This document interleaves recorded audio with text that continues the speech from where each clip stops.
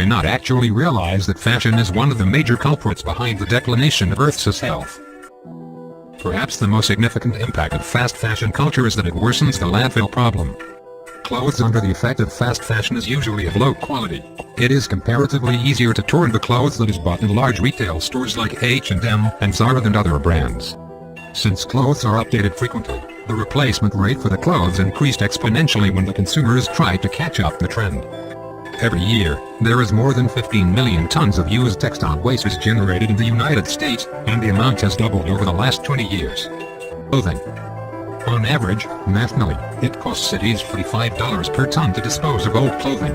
So clothes are produced way faster than they're actually worn.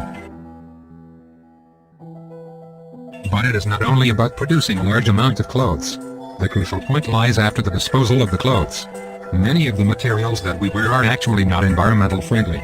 From the graph as shown, we can see that there is more than 50 million metric tons of polyester fiber production, which is double the amount of cotton in 2015. Polyester is very popular among the manufacturers.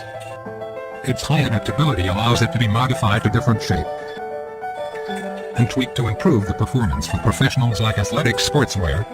It is not exaggerating to say that polyester has dominated cotton in the fashion industry. However, this is a very concerning number, because the biggest drawback of polyester fiber is its non-biodegradability. It is made and refined from petroleum, one of the fossil fuel. It takes more than 20 years to decompose your polyester fabric clothing, but in reality it takes around 200 years to let the polyester clothing to decompose completely in the landfill. That basically means your clothes will accumulate in the landfill without going away. Cotton, which is known to be biodegradable, is hard to be decomposed in reality. According to an article from Quartz, the cotton waste actually need to go to a facility that chops them up and then gives them water and oxygen and nutrients and that kind of thing. Yet this process is time-consuming and leads to additional resource usage, so it is not the top choice as the final destination for the cotton waste. As a result, they also ended up in the landfill together with the polyester clothing. With the large production of clothes and the slow decomposition of the materials, it is not hard to find that the landfill have become saturated with these waste. A large amount of energy is needed for powering up the machines to produce clothes in the textile industry, and some are used in the transportation of raw materials and products. A significant amount is used for the extraction and refining of oil to make synthetic fibers. It is estimated 1 kilogram of fabric generates average of 23 kilograms of greenhouse gases from the McKinsey report.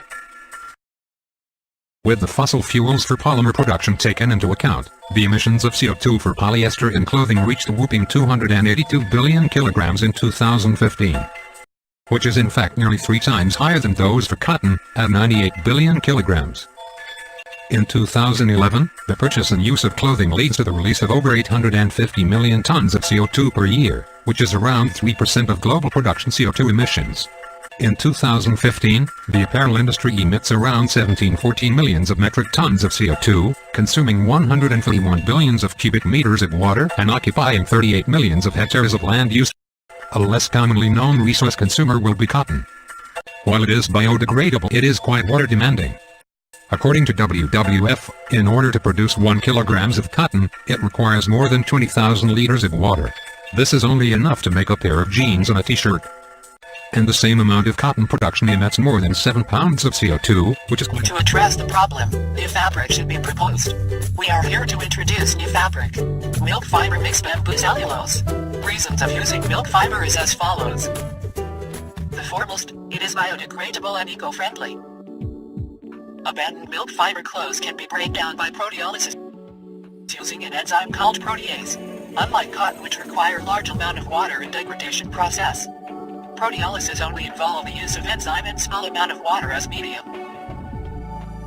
What's more, the diluted enzyme solution can also be repeated use to degrade protein. Less wastage is being generated during the degradation.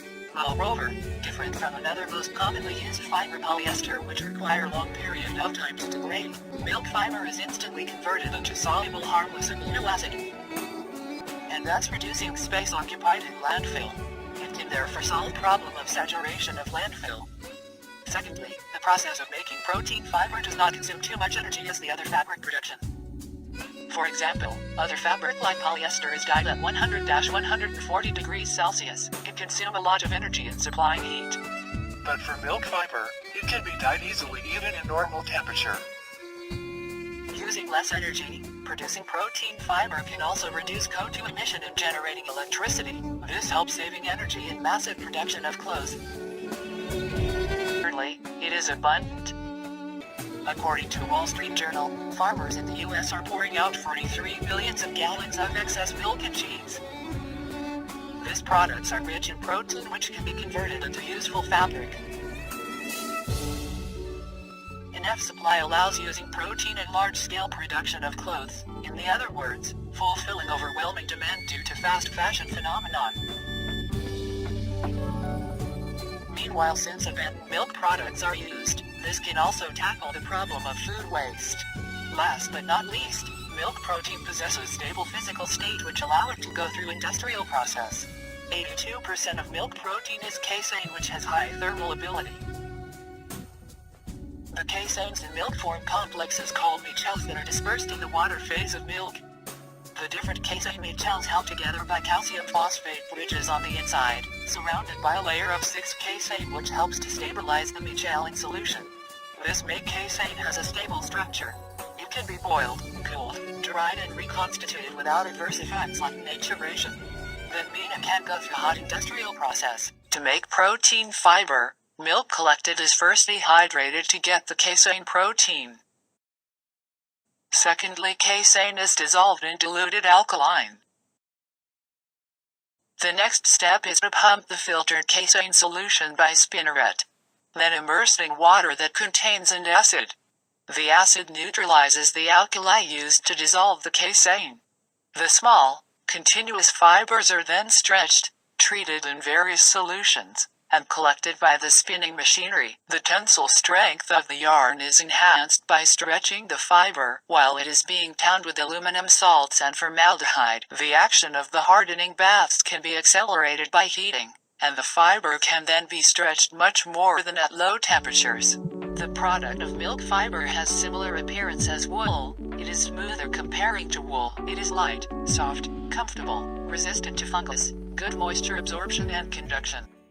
Calculate how many t-shirts can be generated using milk fiber. According to article What is Milk Fiber, 2011, it assumed the whole fiber is only made of milk without involving other material will take 166 pounds of milk to make 3 pounds of milk fiber. If all waste milk is used in producing milk fiber, in half a year we will have 43 million gallon milk which equal 359 million pounds milk fiber. We can generate 359 million pounds divided by 166 pounds times 31 pounds equals 6 million pounds milk fiber. Assume 1 T minus shirts requires 6 ounces which equals 0.375 pounds milk fiber. We can make 6 million pounds divided by 0.375 pounds which equal 2 million shirts. We would like to mix bamboo cellulose fiber with milk fiber as we mentioned just now. Let us first tell about the manufacturing process of bamboo cellulose fiber. There are 2 methods in making bamboo cellulose fiber from bamboo, the chemical and mechanical way. But the first and foremost step of both processing ways is to harvest the bamboo and then spill the inner pith from the hard bamboo trunk of raw bamboo into bamboo stripes. Then, for chemical processing. The striped bamboo is then crushed and soaked in a solution of 15% to 20% sodium hydroxide at a temperature between 20 degrees Celsius to 25 degrees Celsius for 1 to 3 hours to form alkali cellulose. After the alkaline hydrolysis process, the product is treated with carbon disulfide, dilute sodium hydroxide and dilute sulfuric acid, and finally regenerated into bamboo cellulose fiber. For mechanical processing, the crushed bamboo is treated with biological enzymes. Bamboo is broken into a mushy mass and individual fibers are then combed out. After delivering the processing of bamboo cellulose fiber, let us tell about why we choose to use bamboo cellulose fibers. The first reason is that bamboo cellulose fiber is a renewable source for making clothes as bamboo cellulose fibers are made from bamboo which is a natural resource on Earth. On this point, some people may argue that rayon, which is also a popular fiber and is used by many famous clothes brand companies, is also a renewable source other than bamboo cellulose fiber. Indeed, bamboo cellulose fiber which is made from bamboo is far more renewable than rayon which is made from wood because the growth rate of bamboo is much faster than that of trees that the growth rate of. Bamboo is regarded as the fastest growing plant to humans. It takes only a day to grow 4 feet while the average rate for a tree to grow is 1 foot per year. Besides, bamboo has a self-regenerating function that it can regrow without replanting in most circumstances but trees could not. Secondly, bamboo cellulose fiber is comparatively more sustainable than other fibers. The raw material of bamboo cellulose fiber does not require any chemicals to fasten the growing rate and renewability. While the processing of bamboo cellulose fiber is eco-friendly, that mechanical processing does not require any chemicals. And chemical processing is starting to become less harmful as most of the chemicals used in the manufacturing process are captured and reused. Comparing to the most widely used textile, cotton in the world, bamboo cellulose fiber is much more sustainable towards the nature that cotton production is responsible for 16% of the world's insecticide use, but it covers only 2.5% of the world's cultivated land. And many of these chemicals run off into our waterways, harming humans and the natural environment. But why we would choose bamboo cellulose fiber instead of using other fibers to mix into milk fiber? Originally, we would like to use milk fiber as the base of our design is because milk fiber could be made by expired milk and thus reduce waste. However, there may not be that much amount of bad milk as raw materials, so that we would like to mix some other kind of textile into it. The reason why we would mix bamboo cellulose fiber into milk fiber but not using other fiber is that bamboo cellulose fiber shares similar functions and have similar textures as milk fiber, while it is also eco-friendly and having some additional functions. Bamboo cellulose fiber has additional functions other than the functions of milk fiber. One of the functions of bamboo cellulose fiber is that it can absorb and desorb moisture very well due to its porous structure. It can help to adjust the humidity of human bodies automatically, and hence people wearing this kind of clothes could easily adapt to changes in climate. Thus, people who do not like buying clothes for summer and winter separately can buy fewer clothes so that fewer clothes have to be thrown away. Besides, clothes that contain bamboo cellulose fiber can be cleaned with water and easily, even oil is splashed on it. Cleansing without using chemicals can help produce less sewage to the ocean and therefore help to relieve a water pollution problem brought out by wastewater.